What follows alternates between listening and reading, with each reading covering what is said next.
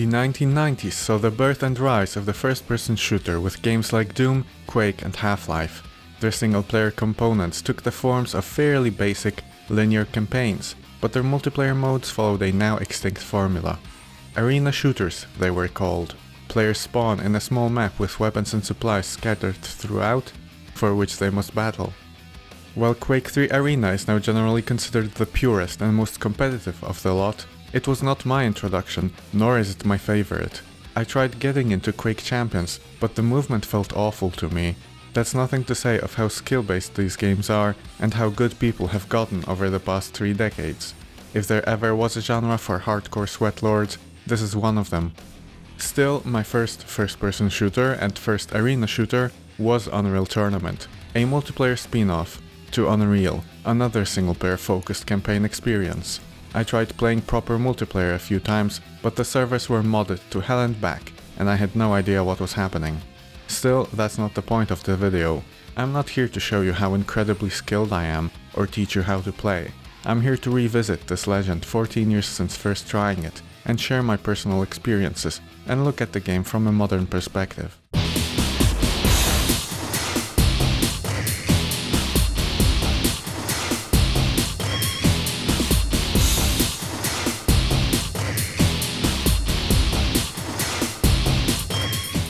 Deathmatch is the classic game mode and the first of the categories in the campaign. There is no story or continuity, it's basically just a bunch of matches with bots. Each category has a tutorial, and this one is one of the most boring tutorials I've ever played. I'm not even sure I can show it to you, due to some inappropriate graphics, if you know what I mean. But now we're off to the races. Small arena, respawning tools of destruction, and some very angry NPCs is what defines this series of skirmishes. If you kill someone, you get a point, and the first to reach a threshold wins. No prizes for second place, no half points for assists, it's everything or nothing. This is probably my preferred game mode, because every death is a point to your opponent, and control over the pickups gives you such a measurable and direct advantage in confrontation. Still, it's not ideal. I can see why, over time, deathmatch duels fell in favor with the community. It feels cheap how you can fire one pistol shot and score a kill that someone else did all the hard work on, and keeping track of the important power-ups is a lot more straightforward with one possible rival as opposed to 5 or more. Let's talk about the weapons now, because they are your main tools for interacting with the game, and a big reason why it felt so addictive and enjoyable. We start with the Impact Hammer, one of the worst melee weapons in any FPS I've played. It's got awful range and attack capabilities. The only way you're getting any kill is by charging up a highly damaging strike, which triggers automatically when an enemy is in range. However, releasing the strike without a target or without switching your weapon will hit you back instead. This can be used to jump up to secret spots for hidden goodies, and that's the best thing I can say about this weapon. The basic pistol is another anemic starter weapon, but don't underestimate opponents wielding this. You can pick up another one and use the secondary attack for increased fire rate, at the cost of awful accuracy.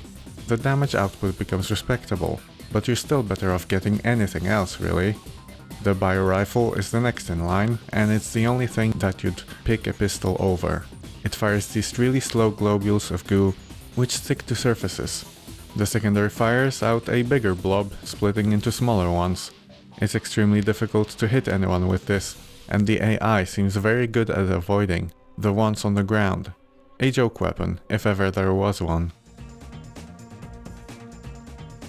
The ASMD shock rifle is probably one of the more iconic workhorses of the game. The primary attack is an accurate hit-scan bolt, akin to a railgun, but a bit weaker and faster firing than what I'd expect. It's a very commonly found weapon in the maps, and for a reason.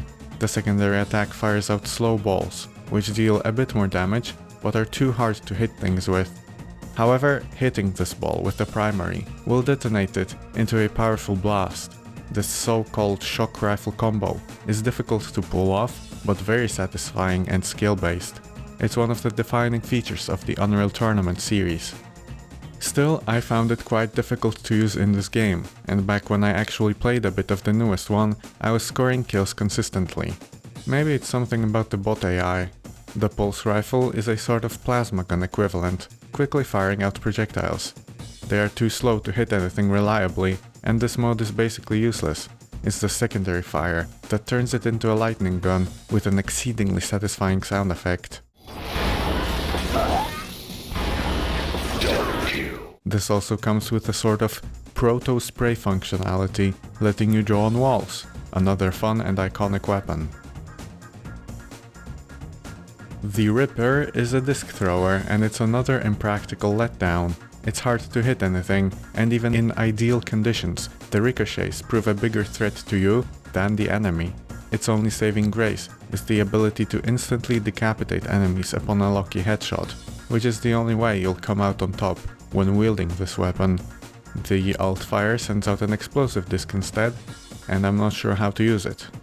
The minigun works basically how you'd expect, with a secondary fire to further increase the fire rate at the cost of accuracy. A neat, comical and exaggerated touch with the continuously firing weapons is how killed enemies will remain upright as long as you keep firing into their corpse. Obviously unrealistic, but this is genuinely how I imagined it would look like if someone was getting pelted by a bunch of bullets, and it adds a lot of impact to these weapons. The flak cannon is another icon, but I find it very inconsistent, personally. It's a non-hit scan shotgun, the projectiles of which can ricochet. It deals some solid damage at close ranges, but the travel time really throws me off. Even at point blank, it must be accounted for, and I sometimes struggle to hit anything at all. The AI seems far better at controlling this. The secondary attack shoots out an impact grenade, which deals good damage as well, but with pretty short range. The rocket launcher deserves its own paragraph due to how many functionalities this has. The primary fire is what you'd expect. The rockets are pretty slow, but deal good damage. It's not exactly an efficient way of killing, but it's got its moments. Holding down the primary fire will arm up to 6 rockets to fire out in a fan pattern. But if you also hold down alt fire, they will fire in a concentrated volley. If you train your crosshair on an opponent for a significant time, the weapon will actually lock on to the target, and now rockets will have a slight homing effect to them. The secondary attack fires out bouncy grenades, which can also be loaded together. This weapon is very easy to kill yourself with, which is the main reason I stopped using it. However, if you happen to release a bunch of loaded rockets at just the right time, it will result in a very quick and cheap kill. Still, everything else about the rocket launcher is just too clunky and slightly underwhelming, except for the sound. I think this might be one of the weirdest yet most satisfying rocket launcher sounds I've ever heard.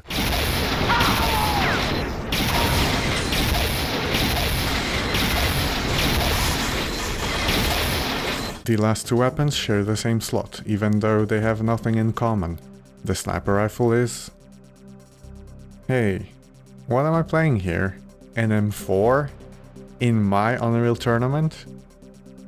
It's the other closest thing to a railgun, and it's got a zoom functionality, along with being able to headshot enemies, which insta-kills them unless they've got some serious health and armor stacks. I must say, I feel like the headshot hit detection is kind of messed up here, in both directions. I often find myself missing shots I thought were sure hits, and hitting shots I felt were in an entirely different zip code. It's a good weapon, especially if your aim is tremendous. The Redeemer is another joke weapon, a very rare sight indeed. It's an actual portable nuke launcher, and it does exactly what it says on the tin. The alt fire even lets you control the warhead. It's a very fun idea, and even balanced to some degree by the fact the slow missile can be shot out of the air. Looking back at this weapon selection through the lens of time and through a lot more experience with games, it's easy to see why this game is considered a bit more casual than Quake 3. A lot of these possible attacks in the arsenal just aren't very effective and seem to exist for some funny interactions more than competitive play. Let's say the Quake archetype is shotgun, machine gun, plasma gun, grenade launcher, and the holy trinity of rocket launcher, railgun, lightning gun. And then let's say we also want to keep the shock rifle combo to preserve some of the game's identity. All of these niches are covered in Unreal Tournament, and then some. The pistol, biorifle and ripper are ineffective, and we still have some redundancy with 2 grenade launchers and 2 railguns. With so many weapons to keep track of, I didn't even bother figuring out hotkeys for each, and just scrolled through them with my mouse wheel, something I haven't done in a shooter in over a decade. My go-to weapons in deathmatch were the lightning gun and minigun, mostly because the bots felt really aggressive and immobile. I found it difficult to aim with the shock rifle or sniper, but the continuous stream of damage was far more forgiving.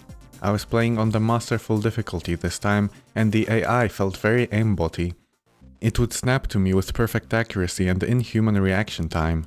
Of course, this was compensated by them sometimes being dumb as bricks. I seem to remember these weapons being my favorite for my younger self as well, mostly because my aim was far worse back then.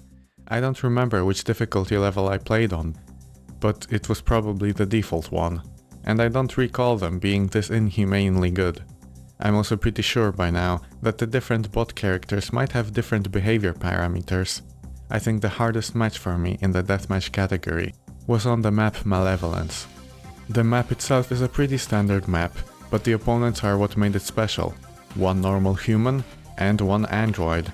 I believe the only one in this entire category. The human was a total pushover, while the robot was a menace. The most aimbotty reaction times, and he always seemed to have the power-ups. I think this is a pretty cool detail, though unbalanced in this case. The deathmatch maps tend to have some idea or gimmick, but not all of them. Some feel pretty generic and indistinct.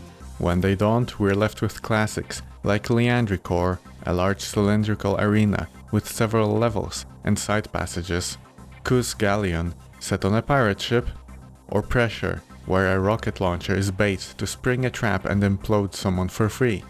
One thing I found myself enjoying is the many secrets and difficult to access items. This is a relic of the past, since modern multiplayer games don't tend to have such quirks. It was when I was struggling on Malevolence that I discovered movement tech I didn't know existed. Here's the damage amplifier, conveniently placed to be visible, but inconveniently too far to reach. The robot enemy often was destroying me while under its effects, so I had to find a way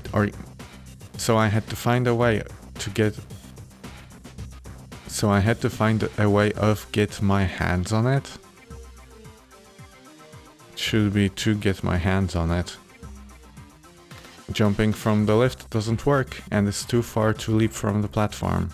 I scoured the map to see if I could find some anti-grav boots, but there were none. Rocket jumping isn't a thing in this game, so I decided to sit hidden and observe what the AI was doing. I caught it a few times, but it really looks like they just jump up. For a moment I saw steam or smoke rising out from this vent in the ground, and thought this could boost my jump. None of this was true, however. I gave up and looked this up, and discovered impact jumping. I realized that letting the impact hammer release a charged attack into you can give your jump a lot of additional elevation. There are several other locations that can be reached this way in the game, but I think what's more impressive is that the AI is programmed to take advantage of this. There are a lot of maps in this game, of varying themes, layouts, gimmicks and quality. Game developers all around the world were still reeling from the comparatively massive storage space of the compact disc, and Epic Games went for quantity over quality. That's not to say it's a bad thing. Quantity offers variety, and that's a quality in of itself. Opening up the menu to start up a custom match and looking through all of these cool maps as a kid was like looking through a buffet of carnage. And speaking of the AI, I was quite impressed at the depth of play here. I can't say what was going on under the hood, but there are a lot of different behavior patterns the bots are capable of. They can wait in ambush, they can exploit their height advantage. As mentioned before, they are capable of using some advanced tech, like impact jumping or shock rifle combos. Even during normal combat, they dodge around like maniacs, and their play is quite smart. They will swap weapons for appropriate ranges and other circumstances. There's this feeling when playing against other players that you're trying to read each other. You're each trying to predict what the other will do and perform the exact counterplay you need. When it works out, it's some of the most satisfying moments in gaming. I've never felt like an AI in a video game has read me before, so I was surprised that in Unreal Tournament, I was sometimes getting outplayed not just on skill, but on being too predictable. I can't really give any specific examples, because getting read is often indistinguishable from just being outplayed on an objective level, but there certainly were moments where the bots felt like they knew what they were doing. There's other believable behaviors as well. For example, getting focused on killing the target in front of them and ignoring you coming up on later. This is probably your best shot at taking out an enemy if you've just spawned in. They're also not omniscient and won't notice you behind them in general. The easiest way to manipulate them, I found, is that if you engage in combat and back off, they will give pursuit to chase you down, letting you put them where you want them.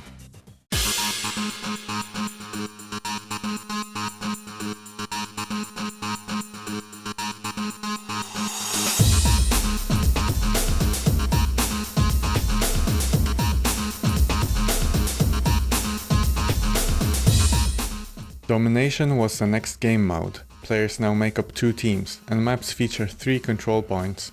They start out neutral, but simply touching one is enough to capture it. Each captured control point will generate points for your team over time, and the first team to a threshold wins. The weapons also don't disappear now when someone picks them up, probably so that one player doesn't hoover up all of them when they were meant for the entire team. This is another classic Team Arena game mode, but it's clearly an early attempt and not well thought out. I think the philosophy is meant to be that whoever survives the fight gets to capture the control point, but that doesn't really work well in practice. Firstly, mutual kills happen a fair bit in this game, what with so many projectile weapons. This seems like it should have been a neutral outcome as far as the control point is concerned, so it should remain the way it was. But in reality, the outcome is whoever touched it last comes out on top. This is how I remembered playing back then as well, running around collecting goodies and trying to touch as many CPs as I can. The map design takes a nosedive here as well. Sometimes these points are positioned on the fastest way from point A to point B, so running around and tagging them as fast as you can is the dominant strategy over actual strategy of defense and offense. This is why more modern team games, such as Team Fortress 2, require you to spend time to actually capture a point, and they are put out of the way of each other and in tactically compromising positions. Let's take a look at the Metal Dream map in Unreal Tournament. While it's fun to fight in, having lots of verticality and hidden goodies, the design is quite sloppy. Take a look at this. There's a sightline from one control point to another, letting you effectively defend 2 points at once. All of them are also on this upper deck, with the lower one being where most of the weapons spawn. However, there's an even lower level, all the way down at the sea. There is absolutely no reason to come down here. I've only ever been there when spawning, just to leave as soon as I found the lift. I also found it strange how some maps have 2 or more points that can be reached from one another in mere seconds. This is also the section where I noticed some maps being more difficult to navigate, partly because some of them have a lot of similar looking corridors. In these situations, it's hard to tell where you are relative to everything else, sometimes even if you know the map by heart. This is why outdoor areas have become the standard now, as landmarks and features in the skybox help a lot with navigation and orientation. Back when I was 11, I didn't really care for such design quirks though. What do you mean? This game has a combat arena? On an oil rig? How cool is that? Or an ancient Egyptian tomb? Or a large hovercraft? You've probably been wondering what is this sorcery I've been performing on screen since starting to play Domination mode. You see, Domination and Capture the Flag are 2 modes which have enabled the translocator. This is an additional tool, firing out a disc, to which you can teleport using the alt fire. This is a cool mechanic, with which the maps are now designed in mind. Hidden passageways and secrets now take a whole new dimension. Even the bots are capable of using it to reach said areas, but what they aren't capable of is the simple movement tech of repeatedly firing out and activating your personal teleporter. The disc moves faster than you, and you can teleport there whenever you want, so you should be traveling by use of the translocator disk.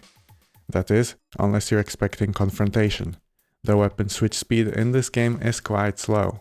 I have a feeling this isn't really intended, given the AI doesn't do this.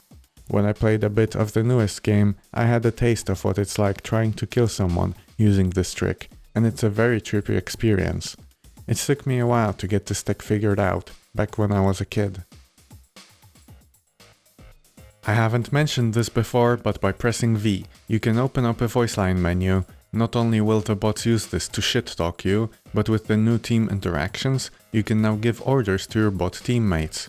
Unfortunately, this is as far as it goes.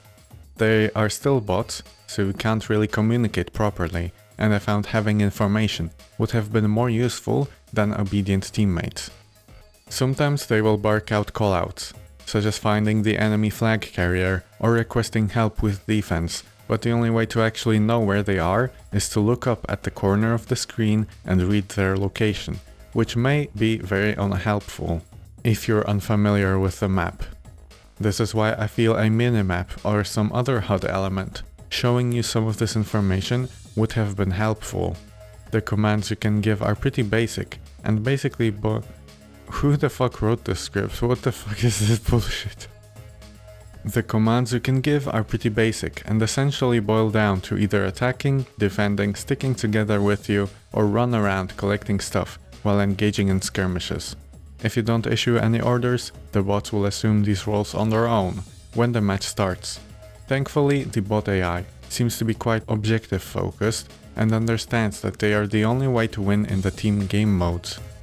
I will talk more about these orders in the next section, since I haven't found an effective way to utilize them in Domination, but they are almost necessary in Capture the Flag.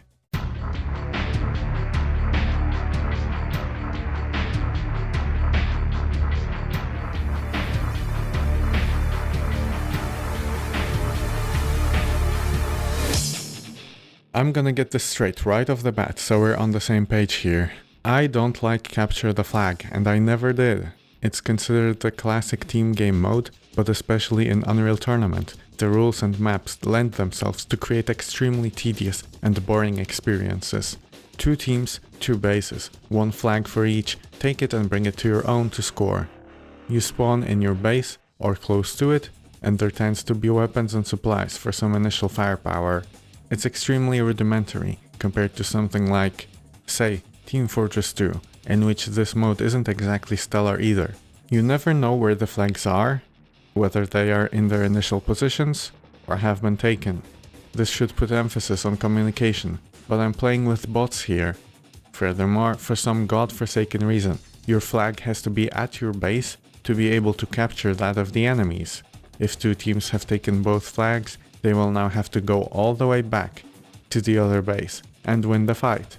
Whoever wins not only gets to capture the flag, but also immediately take it again for free. Furthermore, simply touching the flag is enough to reset it, much like with Domination. This feels like far too low a hurdle to clear, as it's enough for someone to ambush the carrier and kill them, and the flag gets reset before the attacking team even knows what happened. In TF2, you can always see the flag and the carrier outlines, and the flag itself must remain on the ground for some time before getting reset. These mechanics make it extremely difficult to capture the flag in Unreal Tournament, ironically in a game mode called Capture the Flag. And don't even get me started on the maps. The first proper map of this section, Niven Laboratory, has the flags in narrow chambers, only accessible by one tight, long hallway. There is no strategy here, you just have to brute force your way through the singular choke point. I probably don't have to tell you why this is bad design. Choke points and defensible locations have their place in team modes and strategy, but there has to be play and counterplay involved. Even the worst choke points in TF2 always have at least 1 or 2 alternate routes. That doesn't always solve the problem, but at least you can do something. In Unreal Tournament, there is no getting around this brutal gauntlet. The further up you go in this category, the maps actually get worse in this regard. Not necessarily due to choke points, but also other features making them stalematey as hell. This is where it started feeling like the bots were a bit less sharp and more forgiving in their behavior. Maybe it was just me getting better, but the enemies didn't feel as responsive and brutal. Maybe it's because they were sometimes focusing on the objective or other teammates. I think one big reason I don't like this game mode is that the stalemate leads to no side getting closer to victory. In Deathmatch, every confrontation is a point for someone. In Domination, more time gives points to someone. In Assault, waiting out the time is the literal goal for one of the teams. In Capture the Flag, you're not getting any closer to escaping this hellhole unless you actually manage to capture the flag, which can sometimes be a Herculean endeavor.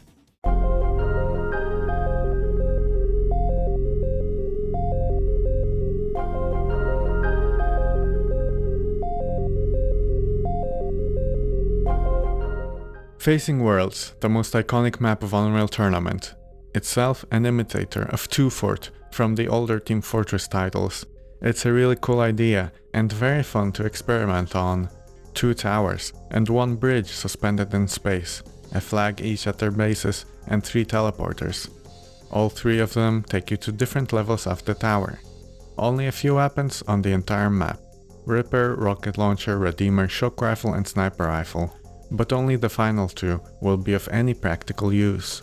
Facing Worlds has an idea, it's got spirit and personality. It's also fucking terrible. 11-year-old me thought this map was a stroke of genius.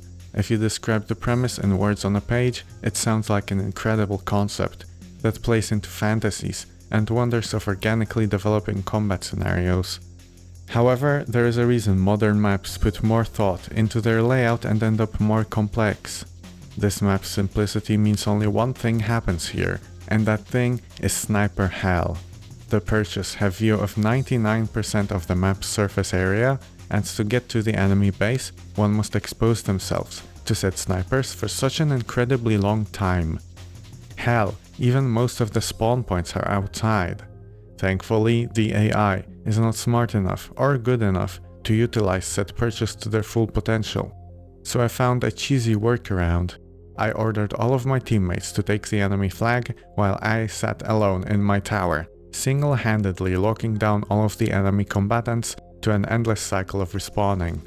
I'm too far away for them to consider me a threat, so they aren't even dodging around as if they were in combat. The next map was Eternal Cave, and this is where I realized how crucial it was to give orders to my bot teammates. Depending on their count in the match, they'd split themselves between roles.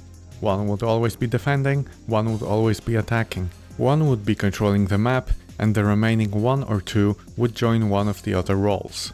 This map is basically 2 intertwining corridors, so if I'd get lucky and happen to attack at the same time as a bot, the 2 of us would basically have to punch through the entire enemy team, and probably several times over, since they'd keep respawning while we were in their territory. I managed to reach their flag a few times like this, but there's a long stretch you have to cross, making yourself very vulnerable, and I'd rarely have a teammate to pick up the objective off of me after I died. Therefore, I realized commanding my team to stick together with me would be necessary to easily win each individual skirmish and hope we won't all get worn down by the time we get their flag and come back. This would also mean there was always someone to take the flag off of a dead teammate and finish the job. I've noticed the bots are very good at finding carriers, killing them and returning the flag, but pretty bad at backing up said carriers. This compounds the problem of capturing the flag being very hard and taking a long time. Our flag would be left defenseless, but at least the match will end quickly either way. I don't have much interesting to say about the next 2 maps, but the last command does have a story to it. This CTF map is asymmetrical, which is always a recipe for disaster, especially since we always play on the red team in the campaign. It's another very stalematy map, where getting to and leaving with the flag requires you to survive running through this large open area. There is a slight solution to this though. You see this passage? It leads to a room with medkits and this hole in the ground. It's too small to walk or crouch through. You can use the translocator, but this will make you drop the flag you're carrying. Therefore, it's not a way to escape with the flag, but maybe one could get up there in the first place? It's an interesting and cool idea, but you are the only one capable of doing this, so trying over and over to get up this shaft will be what most of your match looks like. The mad dash to get off this elevated plateau and out of the enemy base will be the most exciting part of playing this map, since the enemies are incapable of breaking through your defenses. Remember, they have to make it down the same 2 narrow corridors that you do. This isn't even the last match of this section, but it certainly felt like a final boss. Lava Giant is like facing worlds, but bigger, bolder and even more dogshit. 2 forts separated by several walkways across an open stretch with a rock barrier in the middle. This is another thing that sounds like a great idea in the head of an 11-year-old dreaming of dynamic combat scenarios, but it plays awful in practice. The AI actually does a great job here at using the defensible positions to snipe you from afar, meaning the only real safe way of approaching is through this trench and up this rock face. You are now likely to be undetected by the enemies, but here's the problem. As soon as you enter the fort, you will instantly get aimbotted and shredded to oblivion. And even if you manage to get the flag and leave, you now have to make it across the very same stretch that made it so difficult to even approach the base. My teammates were not much of help here, as they wouldn't be able to get close to the base to help me due to the aforementioned snipers. I had to basically start causing mischief and misdirection such that my team could come to help me before I actually went for the flag. I think my reactions here speak for themselves. Oh my god!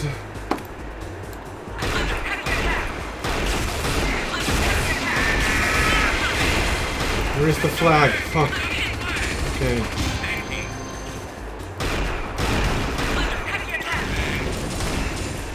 Holy fuck. Holy fuck. Kurwa mać, ja pierdolę. Ja pierdolę, kurwa. Jeszcze 3.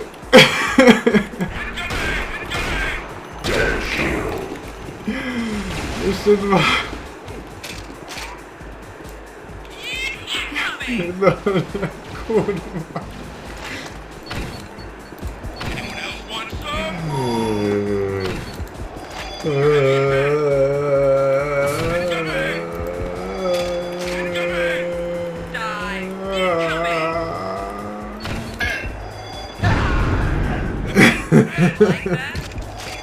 Kurwa, ile czasu?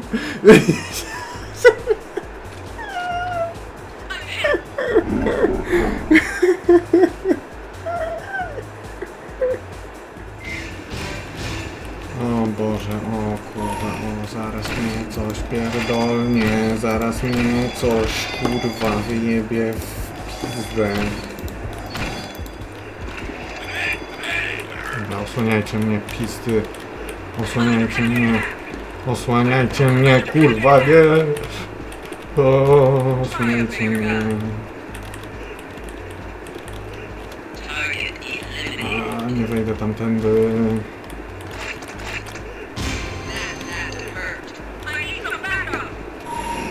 Idziemy tędy, Boże, to był błąd, that was a mistake, I should not have come down here, I should have gonna, okay, I don't know, if maybe I would have died, fuck, okay, well.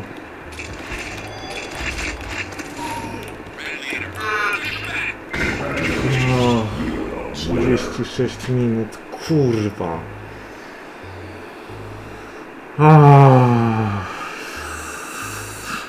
Pies ruchał tą mapę, ja pierdolę. Zasrana, zajebana, gówno,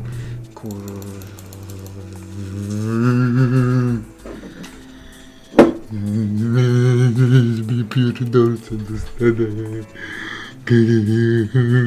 Dostaję. Ale to było nudne. Nie wierzę, jakie to było nudne. The next maps weren't much better, but I want to start discussing the next section.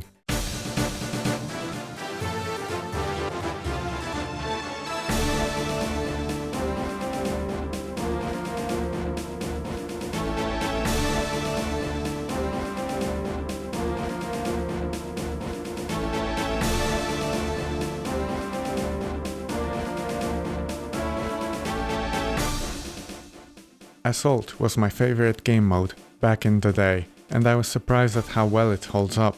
It's about completing a set of objectives under a timer while the other team tries to stop you.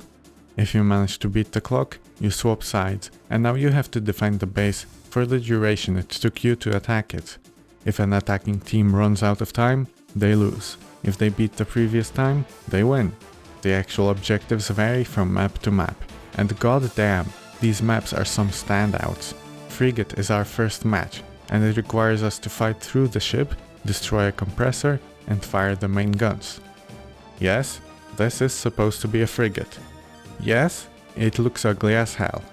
Yes, this animation looks ugly as hell. But this is such a charming and cool setup. Many other game modes are very abstract in their goal, setting, and stakes. But Assault feels like playing out a mission from a single-player game, except in multiplayer. This really isn't that common.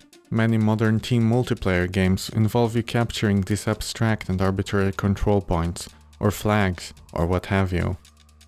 The closest thing I can think of is how Left 4 Dead 2 is normally a co-op PvE game, where you play out level after level, but the Versus mode allows 4 additional zombie players to fight the survivors and prevent them from reaching their destination. This game is a lot more focused on walking and surviving between rooms and encounters, and far less about actually completing objectives, but this connection is there. I wish there were more games trying something like this. The next map is High Speed, where you leap off a helicopter and fight your way to take control of a moving train. How cool is that? Or how about Rook, where we have to escape from captivity? Mason involves us assaulting a fortified citadel, where we must destroy some important glowy bits. There's even an optional objective, letting you open the main gate to the fortress to make trips from the respawn easier and quicker.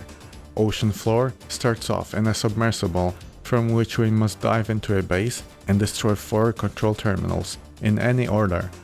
Oh, and to top it all off, let's storm the fucking Normandy beaches for Operation Overlord. There's only 6 assault maps plus the tutorial one, and I can see why there aren't more. Sure, the maps are choke pointy and stalematey, but they have so much more character than CTF. Plus, the stalemate still gets one of the teams closer to victory. I can't imagine multiplayer matches being fun on these maps, because the defenders always have a huge advantage, but if they were designed differently, this would have been a banger game mode. The final section is just called Challenge. It's 4 additional deathmatch maps against the same robot enemies from before.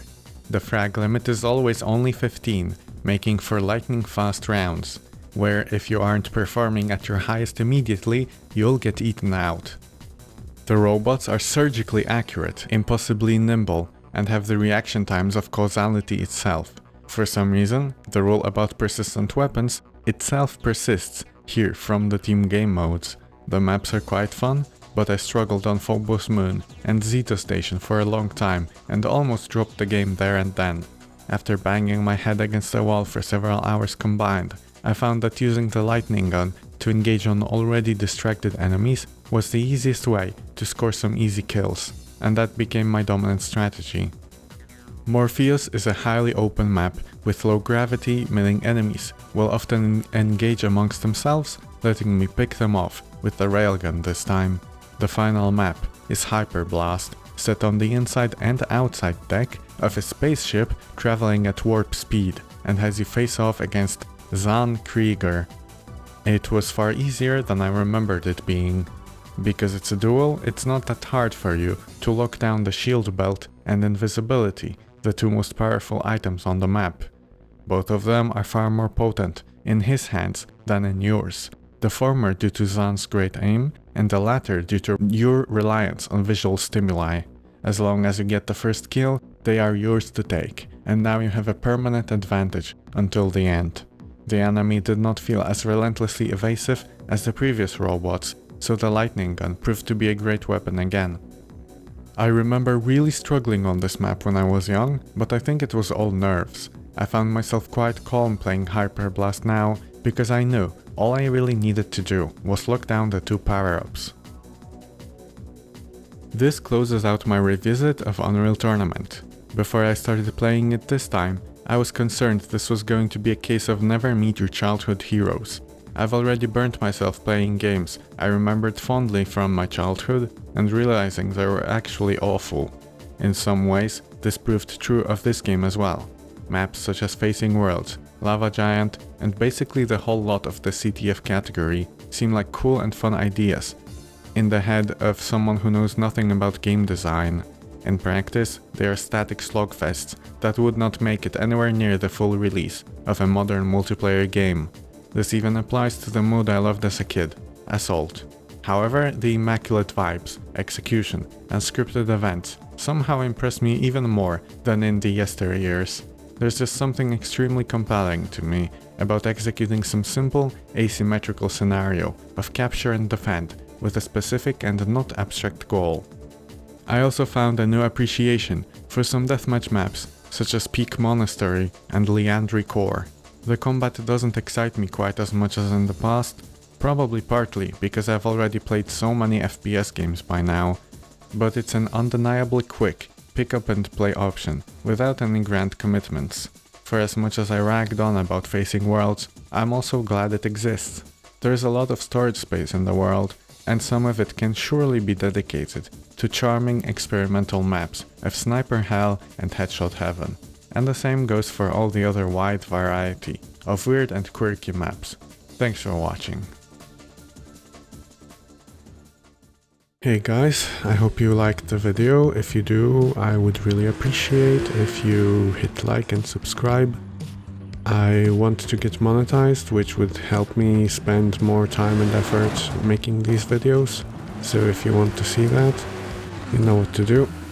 Thank you, bye bye.